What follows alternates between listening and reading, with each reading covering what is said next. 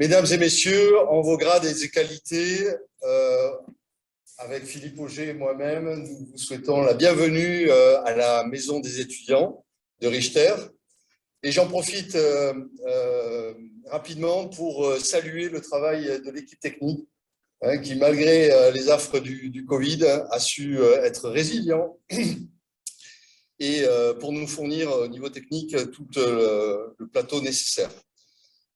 Les trinômes académiques sont l'émanation du protocole signé depuis 1982 et réactualisé régulièrement depuis entre les ministres de l'Éducation nationale, du ministère de l'Agriculture, de la Défense, des armées et des associations régionales de l'Institut des hautes études de la Défense nationale. Le trinôme académique, comme vous le savez, est chargé de promouvoir l'esprit de défense et l'éducation et l'apprentissage à la citoyenneté à travers des actions et formations à l'attention des élèves, des étudiants, des enseignants et de tous les responsables susceptibles de rentrer dans le système éducatif. L'Université de Montpellier est particulièrement attachée aux objectifs du trinôme, ce qui se traduit par la mise en place de diplômes spécialisés et de partenariats avec les acteurs qui gravitent autour de ces thématiques, de la sécurité et de la défense. Ça se traduit au niveau des diplômes par des diplômes déjà existants, déjà installés depuis plusieurs années, et des diplômes qui vont être lancés très prochainement en 2022. Au titre des diplômes déjà lancés, nous trouvons donc le diplôme de DU cybercriminalité, le DU investigation numérique, le DU victimologie, le DU sensibilisation aux questions de défense et de sécurité nationale, pour lequel nous sommes d'ailleurs partenaires de la R12, c'est-à-dire l'association régionale, je le dis pour ceux qui ne connaissent pas et qui sont à l'antenne, l'association régionale des auditeurs de l'IHEDN Aix-Languedoc-Roussillon.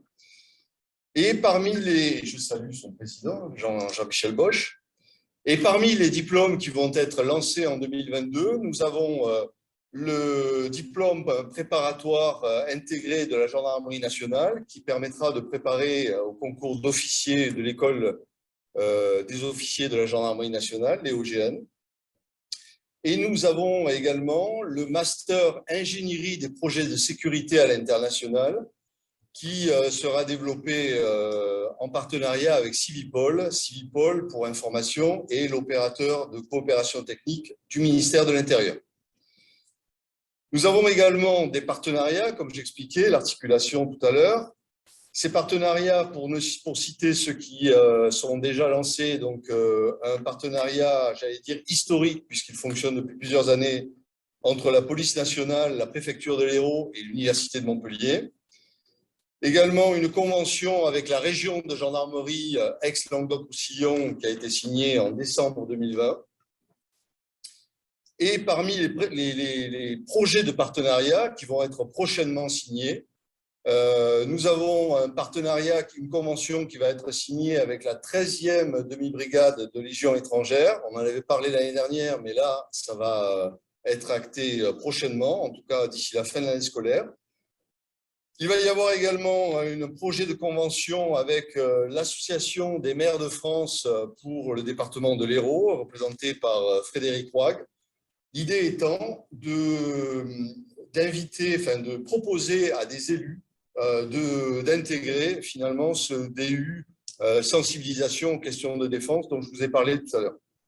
Parce qu'il y a une réelle demande, et là je cite les mots du président Roig, il y a une réelle demande à ce niveau-là pour tout ce qui concerne les collectivités territoriales. Et prochainement, peut-être, enfin en tout cas, là, je n'ai pas l'aval complet, en tant que référent enseignement de défense et de sécurité nationale de l'université, mais il y aura probablement une convention signée entre la zone de défense sud et l'université de Montpellier, à l'instar de ce qui a été signé au niveau de l'université déjà d'Aix-Marseille. Donc, diplôme, partenariat. Ces partenariats renforcent les formations, bien évidemment, et dans les domaines de la sécurité et de la défense, et permettent, initient progressivement des travaux de recherche, avec pour appui, évidemment, les équipes pluridisciplinaires de l'université. Enfin, je rajouterai que l'ensemble de ces actions, qui sont complémentaires à celles de l'Académie de Montpellier, permettent à l'université de tisser des liens étroits avec tous les acteurs régionaux de la sécurité et de la défense, et évidemment ce qui va permettre la diffusion de l'esprit de défense, qui est l'objectif initial qu'on vient de signaler, et qui permettra également un bon apprentissage de la citoyenneté, et ça sera une mutualisation des actions. Je vous remercie. Par avance, je souhaite une bonne présentation technique, je pense à la partie technique des différentes interventions. Et merci encore. Madame la rectrice. La parole est à l'Association régionale des auditeurs de l'IHEDN de Nouvelle-Calédonie. Vous avez la parole. Voilà, désolé pour… Vous nous entendez bien désormais? Ça y est. Oh. Bien, merci beaucoup. Bonjour donc à tous nos interlocuteurs de métropole et bonsoir à nos interlocuteurs calédoniens. Je voudrais remercier aussi le Trinôme académique, les Trinômes académiques pour l'organisation de l'événement de ce soir. La Nouvelle-Calédonie, notre territoire français du bout du monde pour vous, mais qui est au centre du monde pour une partie de la planète, est souvent mal connu en métropole. Et donc, quand on en parle, c'est souvent dans les médias pour évoquer soit une succession de référendums, soit son coût pour le territoire, pour la France, soit quelques faits divers autour des mines calédoniennes. Et finalement, le retour que nous en avons souvent en métropole, c'est pourquoi la France, finalement, devrait-elle garder ce territoire coûteux du Pacifique qui semble n'apporter que des problèmes. Et donc, je suis très heureux que ce soir, cette initiative permette d'éclairer un peu plus la connaissance notamment de nos compatriotes métropolitains sur l'importance de cette région du monde et l'importance en particulier de notre territoire. C'est l'objet régulièrement des travaux de l'Association régionale Nouvelle-Calédonie des auditeurs de l'IHEDN que d'essayer d'éclairer ces problématiques, qu'il s'agisse de conférences ou d'informations qui se font au travers du Trinôme académique de Nouvelle-Calédonie, qu'il s'agisse d'études sur des sujets d'actualité auxquels nous essayons de donner à chaque fois un angle, une vision régionale en tout cas, ou que ce soit les activités également de notre comité très actif d'intelligence économique. Donc, nous espérons, j'espère que ce soir, ces différentes interventions vont permettre d'éclairer la richesse de cette région et l'intérêt pour la France qu'elle représente, qu'il s'agisse du point de vue militaire, qu'il s'agisse du point de vue géopolitique, en termes de coopération, mais également pour sa grande richesse en termes de ressources naturelles. À un moment où, en métropole, des différents rapports pointent des risques de rupture d'approvisionnement en métaux stratégiques, notre territoire en est riche d'un certain nombre, qu'il s'agisse de nickel, de chrome, de cobalt, et donc peut être une source importante d'approvisionnement pour la métropole, mais également il s'agit aussi de considérer ces immenses richesses en termes de biodiversité, de ressources maritimes, puisque nous avons une ZEE d'1,5 million de kilomètres carrés qui est composée en grande partie de grands fonds qui sont aujourd'hui inexplorés, qui sont une chance pour la recherche et pour des éventuels développements futurs. Voilà, je ne vais pas être plus longtemps pour ne pas retarder les conférences passionnantes que nous allons avoir maintenant, et je vous remercie une nouvelle fois de cette organisation. Monsieur le général commandant des forces armées en Nouvelle-Calédonie, monsieur le vice-recteur de Nouvelle-Calédonie, monsieur le président de l'association régionale 32 des auditeurs de l'Institut des hautes études de défense nationale, mesdames et messieurs à vos grades et qualités, Je tiens tout d'abord à remercier M. Philippe Auger, président de l'Université de Montpellier, de nous accueillir pour la deuxième année consécutive à la Maison des étudiants, ce qui permet aujourd'hui d'être en lien avec le trinôme académique de Nouvelle-Calédonie. Depuis plus de 80 ans, l'Institut des hautes études de défense nationale, établissement public à dimension interministérielle, placé sous la tutelle du Premier ministre, inscrit pleinement son action dans sa mission fondatrice de renforcement de la cohésion nationale par la promotion dans la nation d'une culture de défense et de sécurité nationale. Dans cet esprit, l'association régionale 12 est une passerelle entre le monde de la défense et celui de l'éducation. Cette année, malgré la crise sanitaire et le fait que sur 5 départements de l'ancienne région Languedoc-Roussillon, 3 soient des déserts militaires, notre académie compte 22 classes de défense, 7 sections de cadets de la défense avec des élèves issus d'établissements situés en REP et REP+. Tout à l'heure, Christophe Chézard a décrit toutes les actions et formations qui sont faites dans le supérieur. Il faut savoir que l'association régionale est au service des enseignants et de l'éducation nationale pour promouvoir des actions dans notre région. Cette année, 6 rallyes citoyens, 2 voyages mémoriels ont été financés grâce aux subventions de la DPMA, la Direction du patrimoine et de la mémoire des armées, votées lors des CPDEF. Et là, à cet effet, je remercie Isabelle Beauvais, présidente de la commission, qui, grâce à son écoute et son aide, permet de financer toutes ces actions. Je tiens à rappeler aussi que pour la première fois depuis 11 ans, il y aura une session en région en novembre et décembre 2022. C'est la première fois depuis 11 ans qu'il y aura une formation dans notre région. Je salue nos amis de Nouvelle-Calédonie et je vous souhaite un très bon colloque. Pardon. Bonjour, bonjour à Montpellier, bonsoir à Nouméa. Merci au Trinôme académique de Montpellier d'avoir organisé ce colloque en lien avec la Nouvelle-Calédonie. Les technologies nous permettent de passer par-delà la moitié de la circonférence du globe et c'est particulièrement intéressant pour aborder les sujets géostratégiques dont nous allons parler ce soir.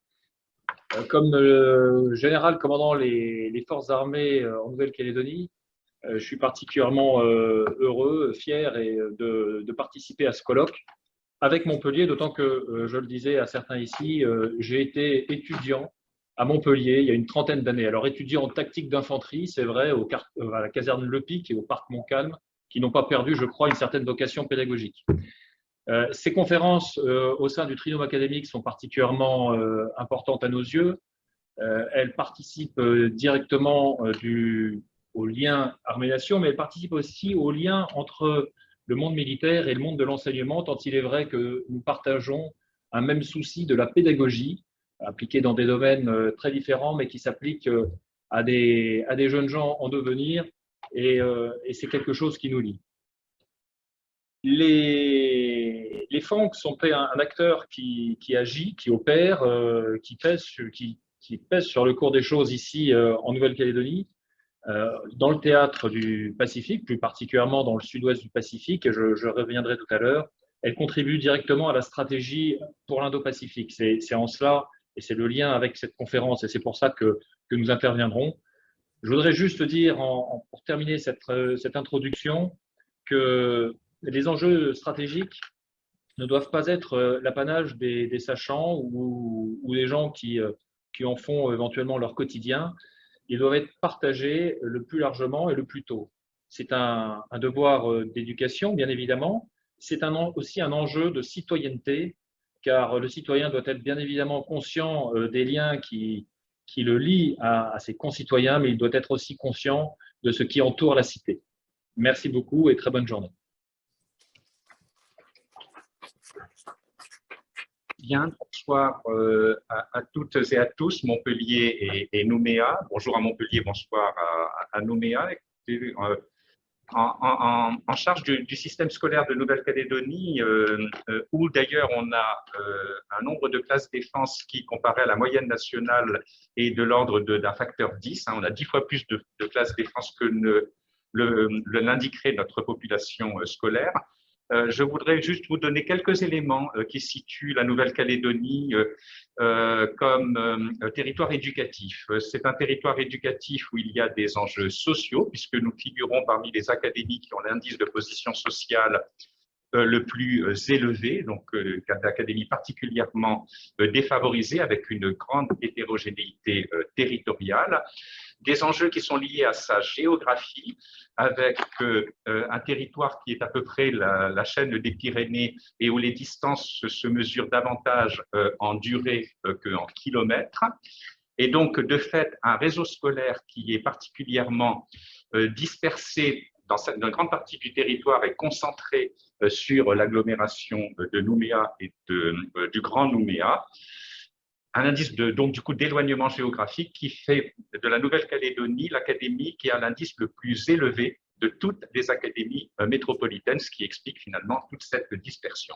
Et donc, dans cette dispersion, nous avons énormément d'établissements isolés, lesquels concentrent un certain nombre de difficultés, qui sont des difficultés sociales, qui sont des difficultés scolaires, qui sont des difficultés vis-à-vis de la ressource humaine, avec un nombre de contractuels important, et des difficultés liées au manque de structures d'aide en proximité. Voilà, donc un système scolaire, si vous voulez, qui donc nous amène à relever des enjeux qui, sur la période des 30 dernières années, ont tout de même amené des progrès très significatifs, puisque nous comptions en 1990, c'est-à-dire à l'époque des accords de Nouméa, 17% d'une classe d'âge qui accédait au baccalauréat, et nous en sommes aujourd'hui à 73% d'une classe d'âge qui accède au baccalauréat. Donc, un territoire qui, cela a été rappelé, connaît des étapes institutionnelles. Nous avons connu 3 référendums. Nous sommes actuellement aussi, comme l'ensemble d'autres pays, un peu bousculés par la pandémie. Pour autant, l'école calédonienne se retrouve toujours pour surmonter ces difficultés. Cette école calédonienne, elle est à l'image du pays, elle est même à l'image du Pacifique insulaire, avec des valeurs de métissage où on apprend le vivre ensemble et on apprend à tisser patiemment les liens entre la tradition et la modernité. Voilà, je vous remercie. Bonjour à toutes et à tous et bonsoir à tous nos collègues et partenaires de Nouméa. Je voudrais saluer très chaleureusement Monsieur le vice-recteur de Nouvelle-Calédonie, Monsieur le général Poutz, Monsieur le président de l'Association régionale des auditeurs de l'Institut des hautes études de la défense nationale, Monsieur Bosch. Et je salue également Monsieur le Président de l'Association régionale des auditeurs de l'IHEDN AR32, Monsieur le Directeur adjoint de la communauté du Pacifique, Messieurs les délégués militaires départementaux, Mesdames et Messieurs les officiers, Mesdames et Messieurs les intervenants, Mesdames et Messieurs les universitaires, inspecteurs, chefs d'établissement, professeurs. Je salue tout particulièrement les professeurs stagiaires qui participent pour la première fois à ce colloque du trinôme académique de l'Académie de Montpellier. Alors, grand merci à M. Chézard et au président Auger de nous accueillir ici à l'université, en tout cas dans la maison des étudiants de l'université, et d'avoir permis que se tienne pour la 2e fois ici le colloque du trinôme académique, mais surtout que se tienne dans des conditions techniques absolument exceptionnelles. C'était un nouveau défi de le faire de cette manière, c'est-à-dire en permettant non seulement à nos collègues de l'Académie de Montpellier de suivre à distance ce colloque, mais surtout d'associer cette année le trinôme du vice-rectorat de Nouvelle-Calédonie. Alors, l'enjeu est fort, puisqu'il s'agit de traiter la thématique ô combien d'actualité des nouveaux enjeux de défense et de sécurité géostratégique du Pacifique. Alors, je tiens à remercier tout d'abord tous ceux qui se sont impliqués dans ce partenariat, puisque c'est grâce à eux que nous pouvons être réunis pour ce colloque. Ce matin, ici à Montpellier et ce soir à Nouméa. Pour moi, il est important de rappeler pour l'Académie de Montpellier l'importance de l'action du trinôme académique. En effet, cette action, et ça a été dit tout à l'heure en introduction par M. Cheza, je le remercie, c'est de contribuer à la formation des personnels, de favoriser aussi les actions qui sont conduites par les équipes dans nos établissements scolaires et à l'université, bien évidemment. Cela permet d'organiser des rencontres entre élèves, étudiants, professeurs, militaires. Et par ces actions, par ces projets, notre objectif est de renforcer, de construire d'une certaine manière la citoyenneté des jeunes par l'éducation à l'esprit de défense. Et c'est bien une des dimensions qui leur permet d'acquérir et d'adhérer aux valeurs d'une république laïque, démocratique. Je tiens à le rappeler, pour l'Académie de Montpellier, les valeurs représentent le premier axe de notre projet d'académie et nous nous sommes dotés d'un pôle pédagogique valeurs de la République extrêmement actif et productif. Il l'a été au moment de l'assassinat de Samuel Paty, mais aussi en bien d'autres occasions. Alors cette action d'éducation à la défense, elle permet finalement à chacun et chacune de nos élèves, de nos jeunes citoyens en devenir, de comprendre que pour avoir une société démocratique, pacifiée, eh bien, il faut disposer d'une défense nationale capable d'assurer la sécurité des populations et de porter au-delà de son territoire national les valeurs qui sont celles de notre République. Donc, je suis très heureuse d'être avec vous pour ce colloque, pour introduire ce colloque, parce que c'est effectivement pour moi l'occasion de souligner mon intérêt, mon soutien pour les actions conduites par le trinôme défense de l'Académie de Montpellier. C'est aussi une occasion, bien sûr, pour remercier tous ceux qui en sont les membres, nos partenaires, bien sûr, du trinôme, mais aussi féliciter l'ensemble des acteurs et des organisateurs de ce colloque. Alors, la thématique de cette année, et qui nous associe à Nouméa, c'est celle du théâtre pacifique et des territoires ultramarins. Et vraiment, j'ai apprécié la présentation qui nous a été faite par nos partenaires à Nouméa, des enjeux qui sont les vôtres, qui sont ceux de ce territoire, mais finalement, ce sont aussi les nôtres, puisqu'il s'agit bien de finalement comprendre comment ces territoires ultramarins participent des enjeux pour notre pays. C'est un choix particulièrement pertinent qui a été fait cette année encore, puisque même si certains événements, comme par exemple le 3e référendum d'autodétermination de la Nouvelle-Calédonie, étaient inscrits dans le calendrier et s'est tenu, d'autres, comme les tensions autour des contrats de vente d'équipements de sous-marins en Australie au mois de septembre, ou l'éruption du volcan des îles Tonga plus récemment, ce sont des événements qui se sont imposés brutalement dans notre actualité et qui donnent encore plus d'intérêt et de légitimité, au fond, à ce colloque, le colloque qui va se tenir aujourd'hui. Donc, l'originalité de cette approche, l'approche que nous allons avoir, c'est d'observer le Pacifique, non seulement depuis la métropole, depuis Montpellier en particulier, et aussi depuis la Nouvelle-Calédonie, double angle de vue, donc, qui va nous permettre de mieux comprendre les enjeux, les tensions, les solidarités, les relations complexes qui tissent dans ce vaste espace de nouveaux rapports de force. Alors, je n'entrerai pas dans le détail de ces enjeux, car nous aurons des conférences extrêmement intéressantes et expertes, dont je respecte toute l'importance, mais je suis persuadée que le colloque que nous allons avoir va contribuer par son programme extrêmement riche à répondre aux questionnements et à éclairer ces nouveaux enjeux pour l'ensemble des participants, pour l'ensemble des professeurs stagiaires, des étudiants qui participent et bien sûr l'ensemble des acteurs du trinôme académique.